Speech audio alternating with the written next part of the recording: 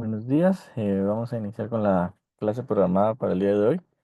Importancia del monitoreo electroencefalográfico en unidad de cuidados intensivos. Eh, para iniciar, pues quería hacer la anotación que en 1938 la publicación inaugural de Berger inició con lo que conocemos hoy como electroencefalograma. Él es un eh, doctor alemán, que incluso fue publicado pues en la revista alemana que se marca aquí en la imagen. Y desde el año pues, 1924 pues él inició ya con los descubrimientos de los trazos de electroencefalografía a nivel ya con los humanos. Pero no fue hasta 1938 que él determinó su primera publicación en donde fue aprobada y reconocido como el primer médico científico que descubrió el electroencefalograma. A partir de ahí, pues otro personaje importante pues es Herbert Jasper, que fue el inductor del sistema internacional 1020, que es el más utilizado actualmente. Y posterior de eso, pues hay ciertas modificaciones como el 1010, pero el más común utilizado en los montajes de electroencefalograma, pues es el sistema internacional 1020. A partir de ahí, pues las modificaciones han sido más de dispositivos de software y de modificaciones tecnológicas, hasta que en 1990 incluso pues ya se ha desarrollado el electroencefalograma cuantitativo. Como introducción, pues la actividad recreativa cortical es muy frecuente en intensivo, a pesar de que tal vez las manifestaciones observables, como pueden ser las convulsiones o la crisis generalizada tónico-clónica, como la más común que se refiere al momento de una consulta por una crisis epiléptica, en su mayoría en intensivo, pues pueden ser diagnosticadas de forma subclínica o pueden ser infradiagnosticadas porque estas manifestaciones son de forma subclínica. No hay manifestaciones evidentes y es lo que en su concepto neurológico conocemos como crisis no convulsivas o crisis no motoras, que tienen otras manifestaciones como pueden ser aversión de la mirada o automatismos. Eh, Las indicaciones en general para un monitoreo electroencefalográfico pues es monitorear las crisis motoras o la efectividad terapéutica de la inducción de la sedación y de los fármacos de primera línea en un estatus epiléptico, pero también determinar la existencia de crisis no motoras asociadas tanto a un estatus epiléptico convulsivo o a encefalopatías o lesiones o injurias cerebrales como pueden ser una hemorragia subaracnoidea o hemorragias intraparenquimatosas. Así también un neuropronóstico en pacientes que tengan un paro cardíaco en los que pues posteriormente se pueda sospechar de una lesión hipóxico-isquémica. También el trazo electroencefalográfico pues nos ayuda a tener un panorama del pronóstico que vaya a tener el paciente, evaluando el daño de la función cortical. ¿Quiénes son los pacientes elegibles para un electromonitoreo o un monitoreo electroencefalográfico? Pues va a determinarse también de acuerdo a los recursos que tenga el hospital. En general, pues si hay recursos limitados, como se marca en el recuadro de la derecha, pues lo más importante siempre va a ser lo determinado por los estatus epilépticos, tanto un refractario como un superrefractario, determinar la eficacia terapéutica, evaluando el cese de la actividad recitativa cortical por medio del monitoreo, o determinando si a pesar de que no se evidencian manifestaciones motoras observables debido a la sedación, pues el paciente persiste con actividad irritativa cortical como un síndrome epiléptico no convulsivo. Aparte, pues también hay otras indicaciones como las encefalopatías, desde una lesión aguda cerebral o una enfermedad sistémica o posterior a un paro cardíaco, pues también si hay recursos moderados, pues también se deben de investigar. Si hay altos recursos, pues sí es para estos tipos de enfermedades en donde si bien el electromonitoreo pues está indicado como una gran ayuda terapéutica para detectar estas crisis sin manifestaciones motoras. Sin embargo, también aumentan los costos hospitalarios pues, en hospitales de alto nivel. Entonces, este cuadro pues, es importante para determinar, pues, de acuerdo a la importancia del cuadro y a los recursos del hospital, pues siempre ver qué prioridad se le da a cada paciente. Sin embargo, sin dejar de lado que estas pueden ser las indicaciones en que el paciente puede beneficiarse de un monitoreo electroencefalográfico. En las condiciones críticas, pues uno de los principales interrogantes pues van a ser los estatus epilépticos no convulsivos, la encefalopatía, la hipoxia cerebral posparo cardíaco, otras injurias cerebrales, como pues llama la atención mucho la importancia en hemorragia subaracnoidea como predictor de una isquemia cerebral tardía. Estas lesiones críticas van a generar ciertos patrones electroencefalográficos anormales que van a pues darnos indicios de disfunción neuronal. El electroencefalograma continuo pues nos va a brindar la oportunidad de identificar tempranamente estos patrones y guiar las intervenciones para que estos no se vuelvan irreversibles. En este artículo, pues sí nos marcan este mensaje a llevar a casa, lo mencionaba anteriormente, que nos permite un monitoreo de los pacientes críticos, ayuda a la detección y manejo de las convulsiones y nos va a generar un gran potencial en ayudar a manejar las lesiones secundarias, principalmente como puede ser isquemia cerebral tardía en hemorragia subaracnoidea o la actividad irritativa cortical en estos pacientes con una alteración del estado de la conciencia de una causa no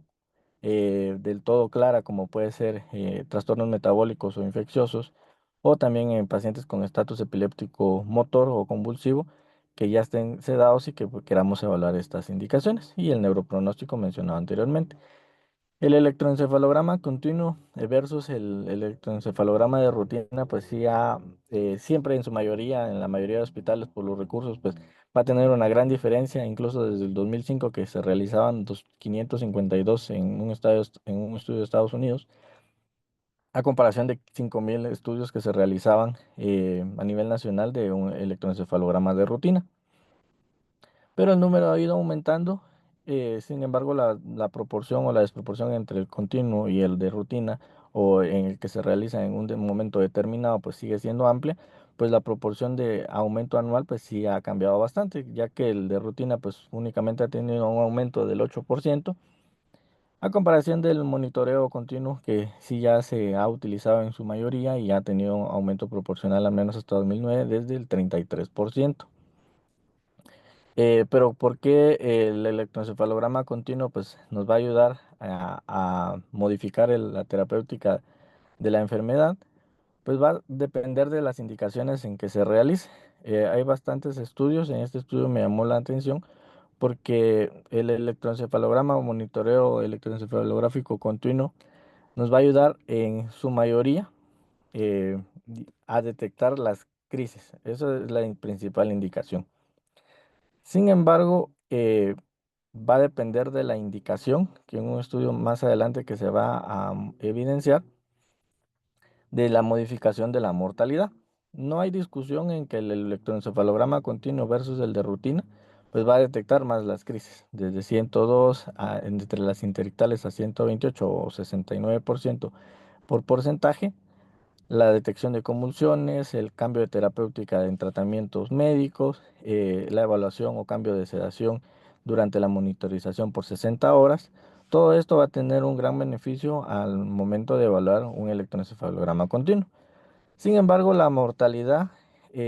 directamente evaluada en este estudio, que no es un estudio tan grande, es una muestra de aproximadamente 300 pacientes, pues no se modificó al momento de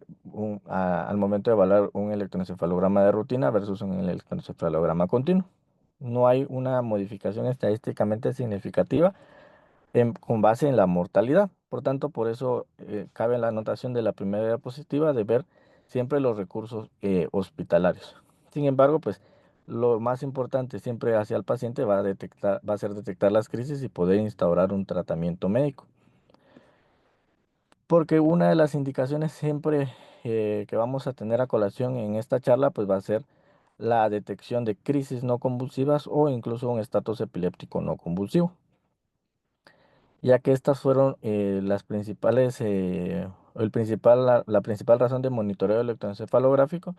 en donde cualquier convulsión o una crisis no convulsiva o no motora, un estatus epiléptico no motor, perdón, fue detectado en su mayoría por un electroencefalograma continuo. El porcentaje de, de detección en los pacientes no es tan grande, de verdad, desde 570 que fue la muestra total, pues se fue evaluando en 100, 105 y 59 pacientes. Si hablamos de detectar la crisis no motora, pues fue aproximadamente en 161 pacientes, pues que no es ni siquiera la mitad de la muestra que se evaluó en este estudio. Pero lo importante es que el objetivo va a ser evaluar el estado epiléptico no convulsivo o las crisis no motoras. ¿Esto por qué? Eso pues vamos a ir viendo más estudios más adelante, que es una de las principales indicaciones para poder instaurar algún tratamiento.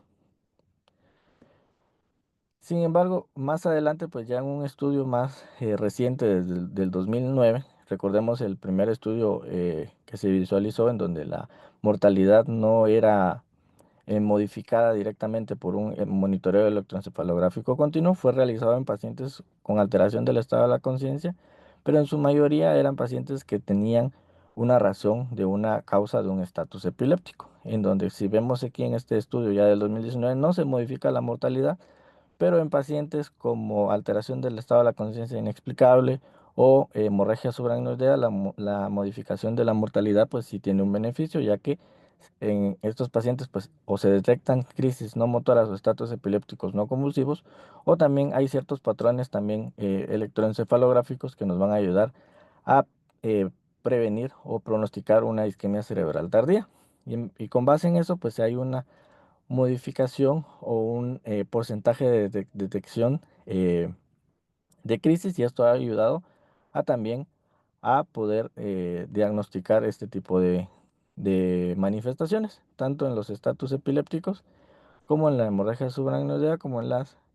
crisis o alteraciones de la conciencia que no son explicables directamente por un deterioro metabólico o infeccioso. En este estudio, pues sí, ya fue más grande, en donde se evaluaron alrededor de 7 millones de pacientes, en donde 22.000 recibieron un electroencefalograma continuo, y se detectó que pues el electroencefalograma continuo pues redujo la mortalidad. Y sin embargo, lo que llama la atención también en relación a la diapositiva de a quiénes son elegibles para el monitoreo electroencefalográfico, pues sí aumenta los costos de hospitalización, y en su mayoría también puede aumentar la estancia hospitalaria. Y siempre haciendo la anotación que directamente en pacientes que ingresan ya por una manifestación motora o un estatus epiléptico, pues no va a haber una gran modificación de la mortalidad.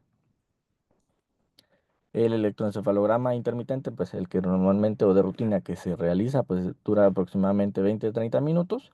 y únicamente va a detectar las crisis que se evidencian en ese momento. La sensibilidad pues va a ser alrededor del 30%, y en un monitoreo electroencefalográfico pues la probabilidad o la sensibilidad va a ser acumulativa, y se pueden llegar a detectar incluso el 88% de las crisis no convulsivas en las primeras 24 horas y hasta el 93% en las 48 horas. Esto es importante, y tal vez en estudios más adelante se va a evidenciar que de ese 88% que se ven en las primeras 24 horas, incluso el 50% se pueden detectar en un electroencefalograma continuo o en la primera hora. Y a partir de la primera hora es muy importante, porque ahí vamos a ver cierto tipo de patrones electroencefalográficos o riesgos que presenta el paciente, para determinar si el estudio se prolonga más tiempo o únicamente se determina o se termina ahí en la primera hora. Eh, una de las, uno de los trazos principales o básicos que pues se van a mencionar en la charla, si bien la charla no va a profundizar mucho en los patrones electroencefalográficos o la descripción de la punta onda o de grafoelementos epileptiformes, pues tenemos ciertos trazos evaluables en un electroencefalograma, que pueden ser observables incluso en un monitoreo electroencefalográfico continuo, como el ritmo beta, que se va a evidenciar más por una frecuencia en hertz de 14 a 30, va a estar en las regiones frontales y centrales; el ritmo alfa, que va a estar más determinado en las regiones occipitales de una frecuencia de 8 a 13 Hz; el ritmo teta, que va a estar de 4 a 7.5 Hz; y el ritmo delta, que también es importante tener en gráfica o a la visualización este tipo de patrones, que también va a ser importante al momento de describir ciertas alteraciones en el monitoreo electroencefalográfico continuo. Este va a tener una frecuencia de 3.5 Hz. Los hertz también van a ser importantes para tener relación que ciertos tipos de patrones o ciertas amplitudes en Hertz, pues o ciertas, perdón, frecuencias en Hertz nos van a poder apoyar en determinar ciertos patrones electroencefalográficos. Eh, los patrones anormales, como pueden ser los ictales, pues van a ser las anomalías electroencefalográficas que van a representar una actividad. Esas van a ser específicamente observables y llamativas, incluso en el electroencefalograma de rutina, pero en las convulsiones, si se van a llamar así, o manifestaciones electroencefalográficas, que no van a tener directamente una manifestación motora, pues se van a definir como estos cambios epileptiformes o descargas que van a tener un promedio de más de 2.5 Hz por al menos 10 segundos. Y estos pues van a determinarse como un evento o una actividad electroencefalográfica. Aparte, pues también está la actividad electroencefalográfica o electroclínica, perdón, en donde pues ya vamos a determinar si el paciente presenta cualquier manifestación motora y asociado a un trazo, no va a depender del tiempo, ¿verdad? Porque ya en la manifestación electroencefalográfica sí debemos de tener de- eh, una frecuencia mayor a 2.5 Hz y un tiempo mayor de 10 segundos, a comparación de una manifestación motora ya electroclínica, en donde únicamente un patrón compatible con una actividad epileptiforme y una manifestación motora, pues nos van a hacer un diagnóstico de una crisis. Y el estatus epiléptico, pues también pues vamos a tener ciertos tiempos y medidas estandarizadas, como puede ser ya para un estatus epiléptico no convulsivo, pues vamos a ver que estas manifestaciones electroencefalográficas se deben de mantener por al menos 10 minutos o un porcentaje del 20% de un trazo de una hora. Como le digo, como menciono, pues el mantener un trazo durante una hora de un monitoreo electroencefalográfico, pues va a ser el estándar para poder definir cuánto más vamos a prolongar este estudio. Hay ciertos patrones que nos van a llamar la atención, tal vez no vamos a profundizar directamente en describirlos a cabalidad, pero son importantes al momento de determinar ciertas características de pronóstico, de prevención, de alarma o incluso en escalas de riesgo. Entonces tenemos diferentes patrones y vamos a diferenciar entre descargas y actividad delta rítmica, porque estos también nos van a definir cuáles tienen más porcentaje o riesgo de presentar una crisis.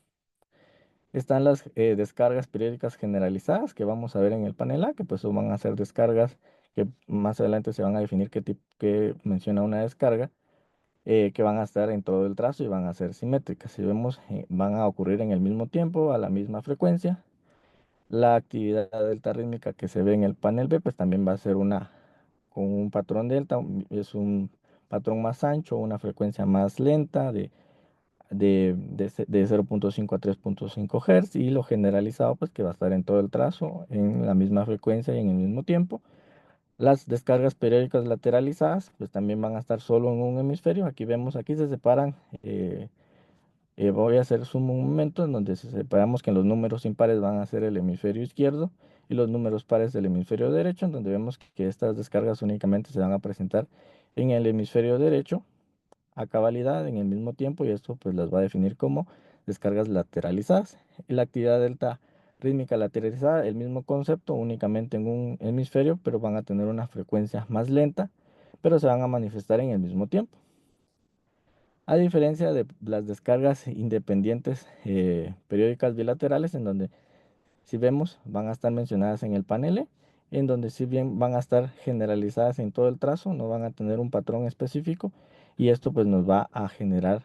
cierta, son únicamente, todos son indicios de crisis o de grafoelementos epileptiformes, pero cada uno va a tener su forma en donde uno pues, ya se le puede dar un nombre propio. Y también en las descargas breves rítmicas, pues también estas van a ser más evidentes, en donde no van a tener un patrón lento como una actividad delta rítmica, y van a estar en todo el trazo. Esto pues ya va a ser evaluado tanto por neurología, pero es bueno conocer los, eh, los patrones electroencefalográficos, porque estos nos van a ayudar, más que todo por las abreviaturas, nos van a ayudar a entender el riesgo y las escalas que se van a mencionar más adelante. Pues aquí hay otros ejemplos de una descarga periódica generalizada en la misma frecuencia y en el mismo tiempo. y en todos los hemisferios, tanto en el hemisferio izquierdo como en el derecho, que aquí se separa por colores, el azul es el izquierdo y el rojo es el derecho. Y la lateralizada, pues en un solo hemisferio, si vemos en el hemisferio derecho. Aquí hay otro ejemplo donde me llamó la atención para que se ejemplificara mejor. Vemos esta descarga bilateral independiente.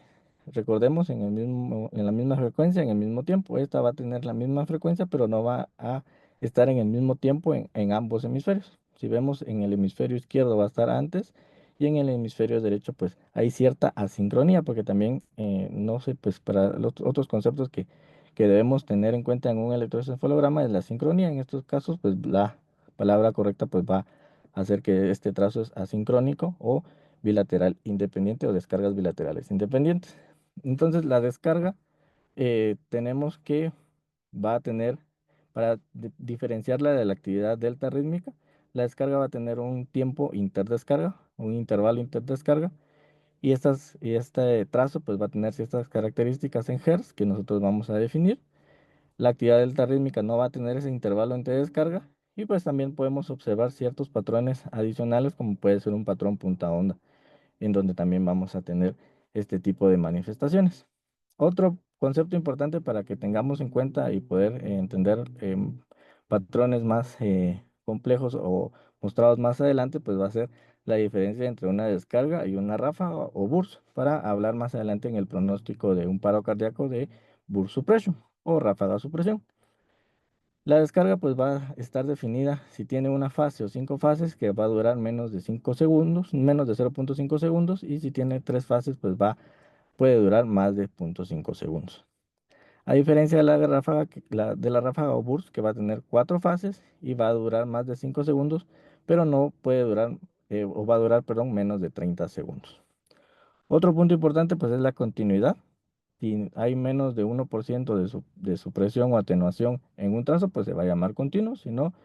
pues ya lo podemos denominar si está entre el 10 y el 49% discontinuo, y ya cuando está más del 50 al 99% de ese trazo, que hay ciertas atenuaciones o supresiones, pues ya lo podemos tener como la diferencia entre supresión, que sea totalmente isoeléctrico, y la atenuación, pues que no, que haya cierta actividad, pero diferente a la ráfaga, ¿verdad? Entonces aquí ya podemos determinar,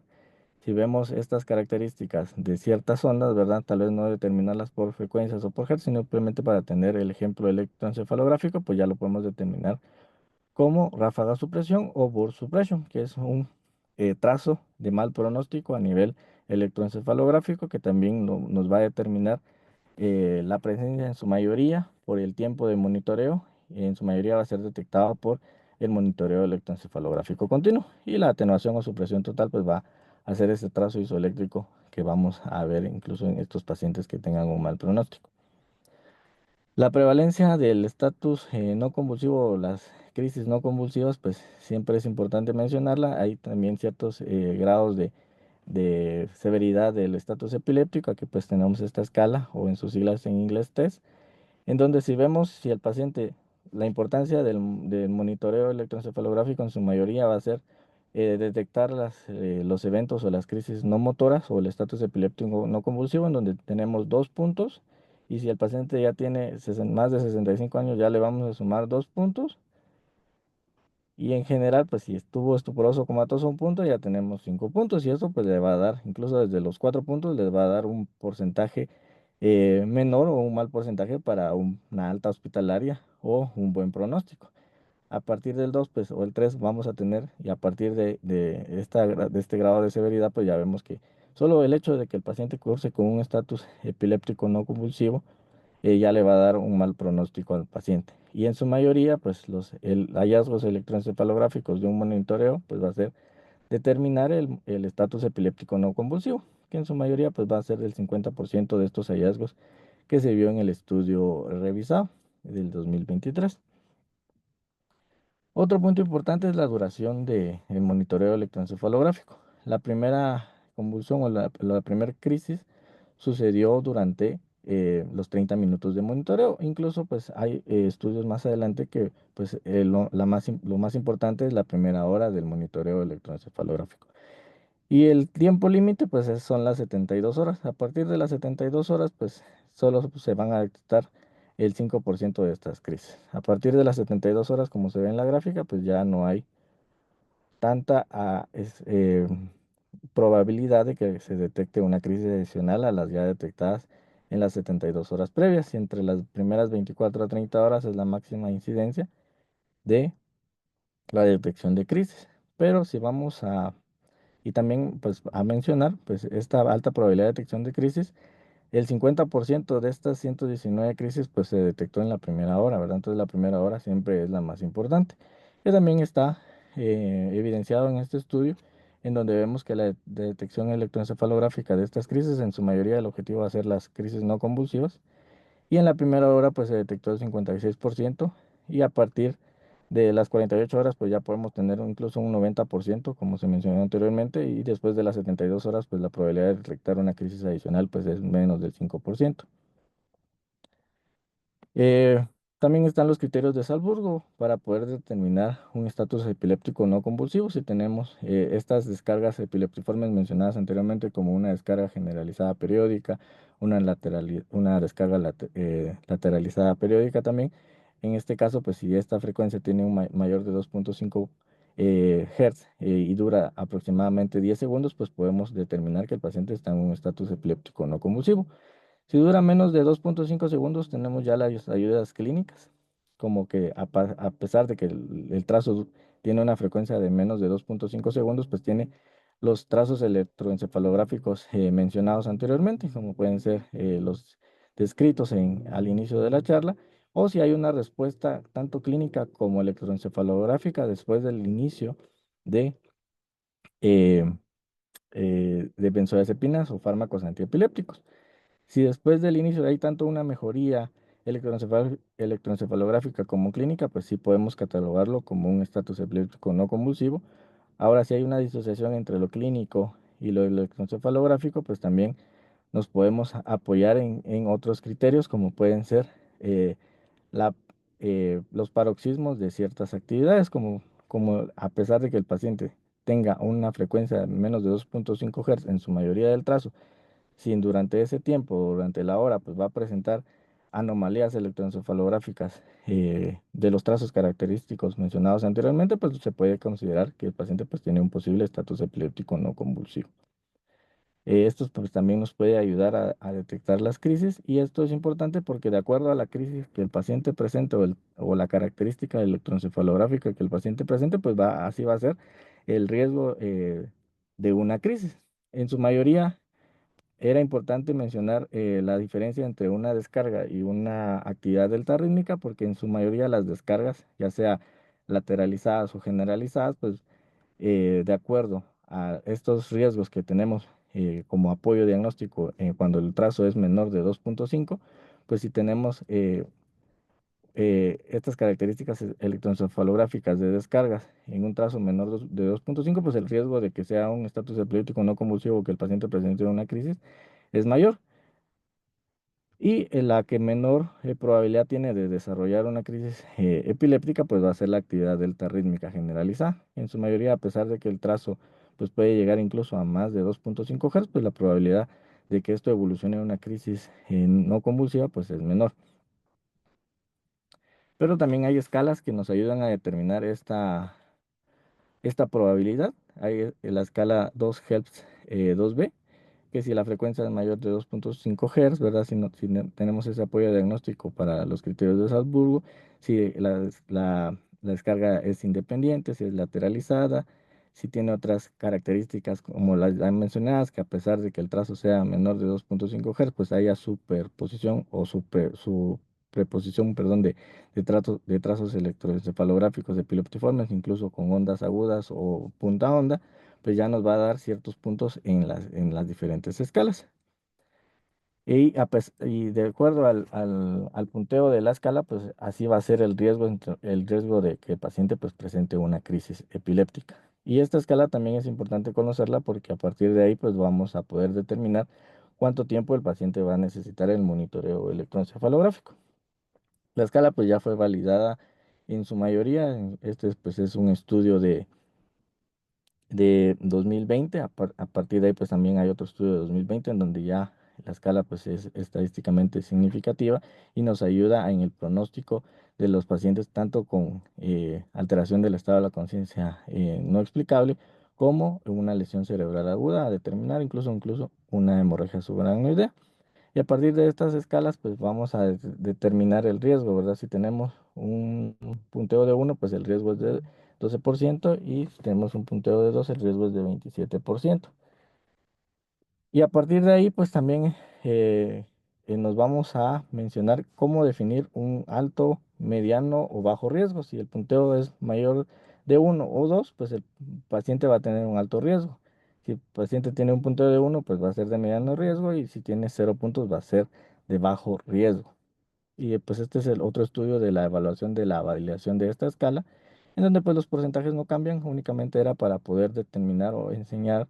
que pues ya la escala está validada para poderla utilizar como ayuda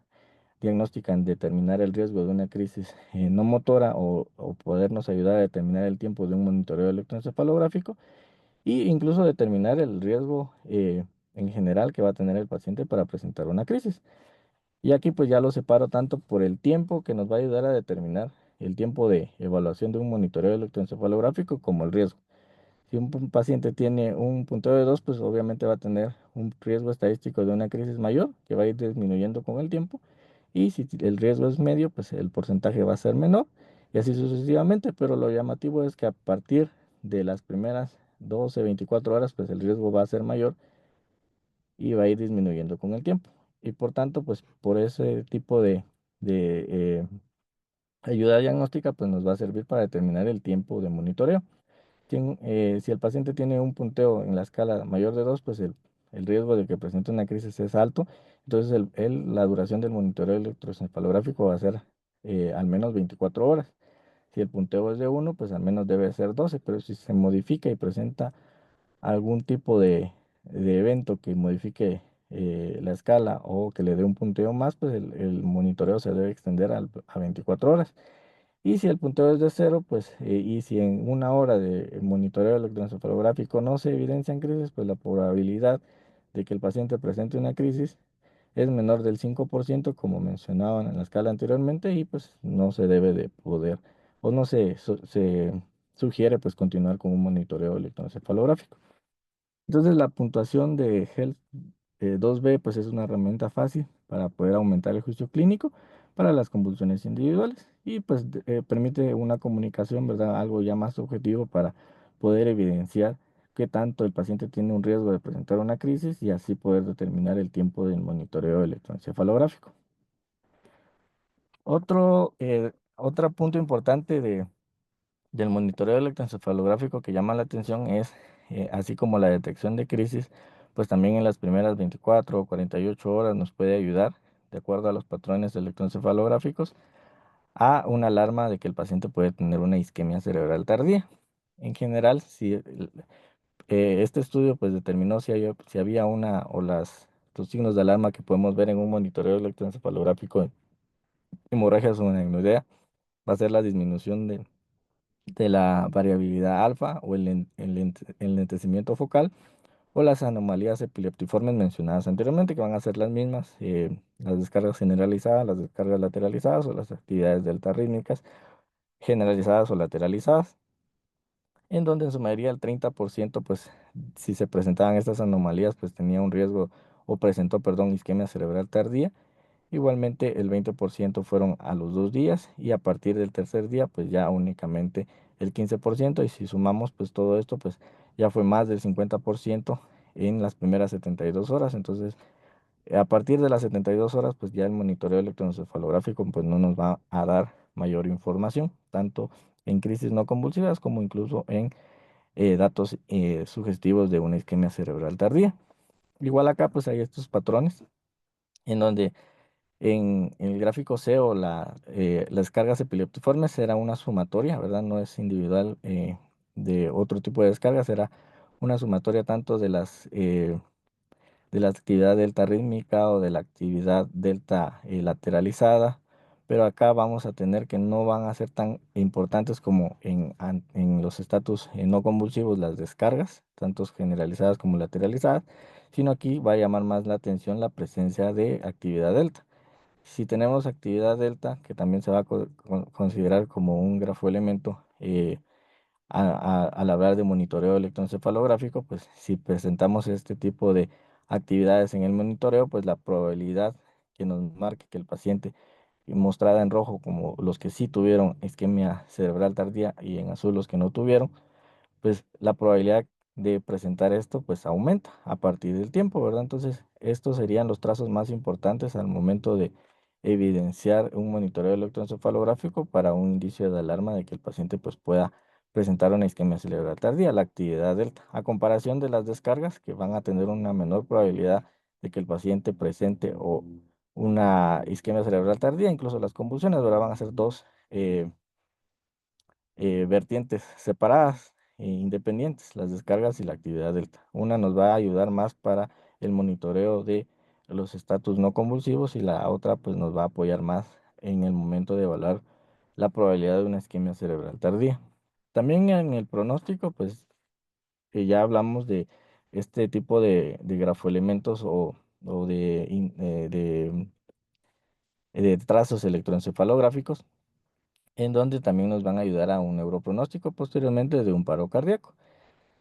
Tanto un valor predictivo positivo como un ratio de falsos positivos, en donde es importante mencionar pues, el porcentaje que si el paciente posteriormente a un paro cardiorrespiratorio pues tiene una actividad continua durante 24 horas o un voltaje normal, la probabilidad de recuperación pues es incluso del 92% al 72%. Lo más llamativo es que si hay una supresión o un brote, o una ráfaga de supresión o brote de supresión durante 24 horas, pues la probabilidad que el paciente recupere es prácticamente del 0%, según pues el estudio mencionado en este momento, que también se cataloga como un pronóstico después del paro cardíaco, en donde si tenemos un electroencefalograma durante 24 horas que sí es reactivo, que sí muestra actividad, pues la probabilidad de que despierte el paciente es mayor, incluso pues aquí es a la inversa, ¿verdad? Entonces incluso es del 90%. Y si tiene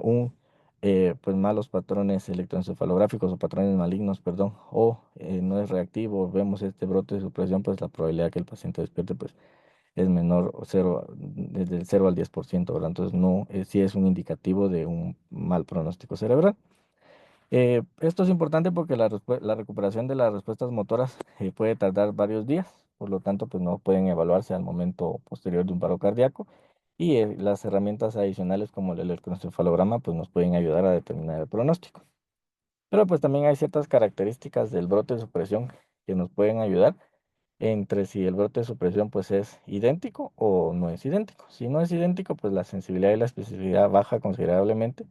pues entonces el paciente pues no es que tenga directamente una actividad marcada de brote de supresión, a comparación de que si es idéntico. Si, como vemos en el trazo B, que los trazos prácticamente pues son iguales, la sensibilidad y la especificidad pues aumenta bastante y pues ya el pronóstico pues sí se puede dar con mayor credibilidad de que el paciente pues tiene un mal pronóstico neurológico. Este es un ejemplo de un brote de supresión en donde no es idéntico, es asimétrico y pues traje el ejemplo como para que nosotros lo podamos ver. Los grados de recomendación, en su mayoría, pues el objetivo del monitoreo electroencefalográfico va a ser detectar las crisis no convulsivas,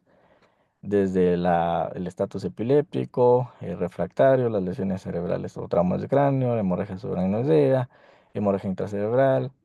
paro cardíaco. Todas estas indicaciones, pues uno de los objetivos o el objetivo principal, pues va a ser la detección de las crisis no convulsivas. Pero también tenemos otras indicaciones, como las mencionadas, que en hemorragia subaracnoidea, pues a pesar de que es de una baja calidad, pues de la recomendación va a ser la detección de isquemia cerebral tardía y en pacientes en coma o después de un paro cardíaco, pues va a ser la evaluación del pronóstico. Las indicaciones principales del monitoreo electroencefalográfico continuo, pues van a hacer si el paciente pues persiste con unas convulsiones o no retorna a la línea base mayor de 10 minutos después de paro cardíaco del coma, la actividad periódica pues se detecta durante los primeros 30 minutos del electroencefalograma. Si el paciente al momento de colocar el monitor o el monitoreo electroencefalográfico, pues en los primeros 30 minutos se detectan esas actividades en donde el paciente pues no tiene unas manifestaciones motoras evidentes, pues sí, la indicación pues ya ahí con la escala de 2 CALPS que se vio más adelante, pues sí ya tendría un punteo mayor de 2 y esto pues ya estaría indicativo que el paciente pues presente un monitoreo por lo menos 24 horas. Y tanto los traumas de cráneo como las hemorragias, tanto parenquimatosas como subaracnoideas, pues el objetivo siempre va a ser detectar las crisis no convulsivas, o cuando el paciente pues tiene una alteración del estado mental que no es directamente explicable por alteraciones metabólicas o infecciosas, pues también está recomendado iniciar con un monitoreo electroencefalográfico, pudiendo colocar si no hay un grado de valoración al momento de la evaluación del paciente, pues en los primeros 30 minutos o una hora del monitoreo electroencefalográfico, pues se puede realizar la escala de 2 HELPS 2B y eso pues nos va a permitir pues estimar el riesgo que el paciente convulsione y posteriormente pues también ya determinar el tiempo del monitoreo electroencefalográfico y también evaluar los trazos que tienen más probabilidad de presentar crisis, como van a ser tanto las descargas lateralizadas como las descargas generalizadas, a comparación de la actividad delta rítmica o la tanto generalizada como lateralizada, que nos va a ayudar en otro tipo de indicaciones como puede ser la isquemia cerebral tardía. Entonces, como puntos finales, pues el monitoreo electroencefalográfico pues permite detectar esa actividad sutil o patrones interictales que pueden requerir la intensificación terapéutica, tanto modificar los fármacos anticomiciales como iniciarlos en un paciente que no se le haya detectado la presencia de crisis no convulsivas. Y la monitorización electroencefalográfica pues proporciona una vigilancia continua del trazo eléctrico cerebral, análogo a un monitor cardíaco que nos va a permitir detectar arritmias cardíacas. Pues el monitoreo electroencefalográfico pues nos va a permitir detectar estos patrones electroencefalográficos que nos pueden pronosticar la incidencia incluso ya del diagnóstico de un estatus epiléptico no convulsivo, como el riesgo de que el paciente vaya a presentar crisis más adelante. Pues eso nos va a permitir intervenciones oportunas para evitar la lesión secundaria. Y eso era lo que traía para hoy. No sé si pueden detener.